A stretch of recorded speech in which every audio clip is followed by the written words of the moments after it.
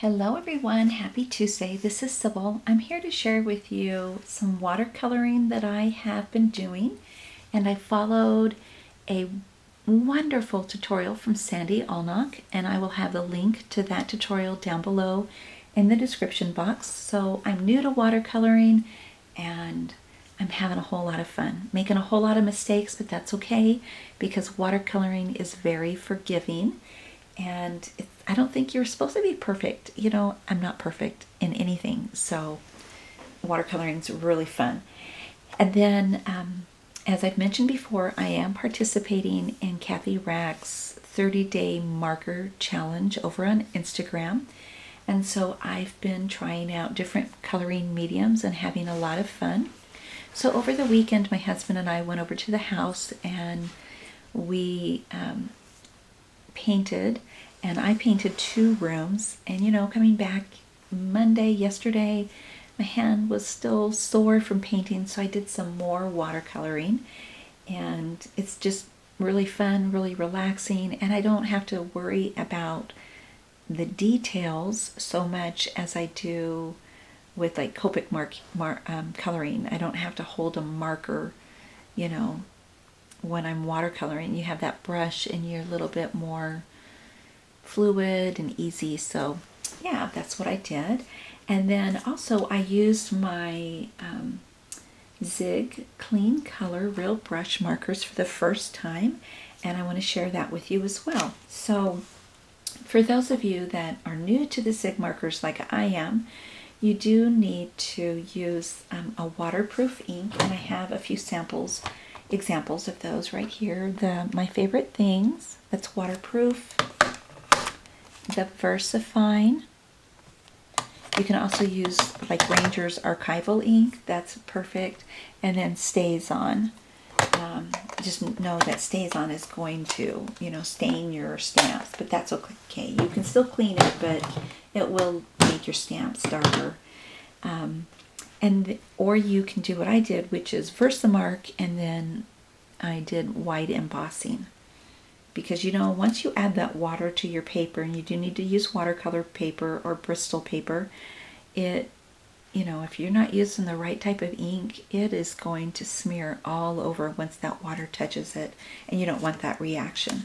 So I used this beautiful stamp set from Verve, and it is called Surely Goodness. And so you have all these gorgeous flowers that you can do a lot of layering, and once you emboss them, it makes it a lot easier to cut them out. I'm not sure if she has a die set for this flower. She has a lot of coordinating dies, Julie Tillman, with her stamps. And I'm going to put the link, if I remember, to the Verve online store, because she has the most pretty stamps. I think the fonts on her sentiment stamps are absolutely gorgeous. And so I used this sentiment. It's a scripture. It's Psalm 23:6. Surely goodness and mercy shall follow me all the days of my life. And that is what I used on this card. And then I also used this sentiment on some of my other watercoloring images that I'll share with you. And it is Well With My Soul. And that's a song. And I used with the Zig markers, I used my Prima watercolor brush. And I think I mentioned that I used this on Bristol Bristol paper. And what I did first was I played around with the Zig markers, so you can make them full on strong, you know, and you don't have to use watercolor. So I used just a little bit of watercolor to spread out the color there. Or you can add a lot of watercolor, a lot of water is what I meant to say earlier. You can add a lot of water and make it real light and bring out the pastel colors. And so I used this as a mask, and I first embossed this large flower, and then I used this as a mask, and I put it on there after I heat the white powder up, and then I stamped again in Versamark, and then did heat embossing and did another one. So that way this little flower looks like it's right behind the large one. And just played with the zig markers. Really, really fun, real pretty. And there you're seeing some of the sparkle, I hope. And I used my Spectrum Noir clear sparkle pen, and I really, really love those. They're beautiful pens. The results are beautiful. And then there's the scripture, and then I add a little butterfly, and I cut the paper out with a spellbinder die and put it on this green paper. So really nice and soft pastel card. And then for the next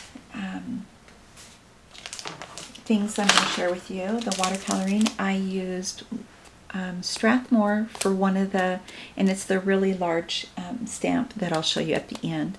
I used this cold pressed paper from Strathmore, and I also used Tim Holtz Distress watercolor cardstock, which I absolutely love. And then I used the same stamp set that Sandy did. I actually watched this tutorial, I don't know, when she first put it out. I don't even know how long ago it's been. And then I purchased this stamp set that she uses in the tutorial, and I got it for a really good price on Amazon. And it's Color Layering Fall Trees from Hero Arts. And so I won't tell you all the details because like I said, I'm going to have the link to her video. And her video is really, really fantastic. But she used several distress inks. So you use the brush corduroy for the tree, you know, the bar naked tree there. And then I didn't have all the colors, but I used dried marigold and barn door, and then mowed lawn. And so you ink up the little different leaves, and then you put your tree, ink it up and set it there, and then you can use a paintbrush, you know, and dip it in water, or you can use your Prima brush, which I did that too, or whatever type of water brush you have. And I want to share with you, my first ones didn't turn out so good. But what you do with like with this brush, you would just drop some water and let the water sit there. And she lets it sit there and kind of pool.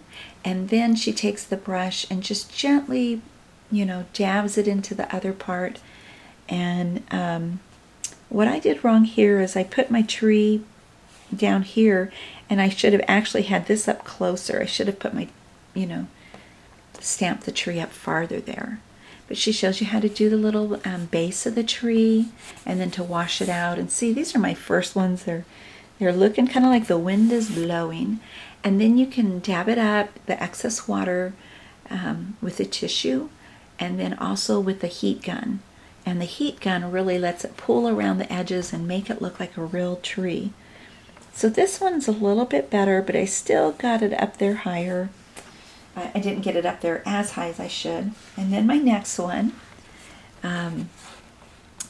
not so great. You know, I've got like wings on my tree, but it's actually looking more realistic on this one. And I did better with the base of the tree. And so I decided, you know, I'll keep that one. And then here's another one. Again, still not where I'm wanting it to be, but watercoloring is so forgiving. So I just kept pressing ahead, and it was starting to come together, and I added some leaves falling. So I took my little water brush and just dabbed it into the color and gently dabbed it down. And then this one turned out just the way I wanted it to. And then this Sending Warm Thoughts is from the stamp set, the Layering Tree stamp set. Oh, and I didn't show you. Well, maybe I'll show you on this one. And then I did this one and kind of goofed up on this tree. So I thought, hey, let's add some sparkle. And there you go. You can see some sparkle. Because you know, when the sun hits autumn leaves, it really looks like gemstones and diamonds. I just love autumn trees, and so pretty. And I love this sentiment. It's another Verve stamp. Nature gives to every season a beauty all its own. And then here's the one on the Strathmore paper. I thought I'd make a larger card for this. And I really liked how this turned out. Added the leaves coming down. Really, really pretty. And added just some sparkle with my Wink of Stella and a little bit of Diamond Stickles. And there's that same verse on my, oh no, this is a different verse actually. This is Proverbs 31:25. She is clothed with strength and dignity. She laughs without fear of the future. And I thought that was perfect for these trees because, you know, trees are beautiful to me all year long, whether they're, you know, void of leaves, they're still strong, and they're beautiful, whether they have all different colors of leaves on them or they're, you know, green. I just love trees and they're strong to me. So I thought this verse went perfect with that. So thank you guys so much for taking the time to watch. And I want to say welcome to all my new subscribers. And I will be back later on this week. Tina Kappa and I are doing a Lawn Fawn collaboration. We've decided to make some Christmas cards since it's, you know, Christmas in July kind of theme. And so I will be back Friday. If not before then, I'll be back Friday and share with you my Lawn Fawn Christmas cards. Talk to you soon. Have a great week. Bye-bye.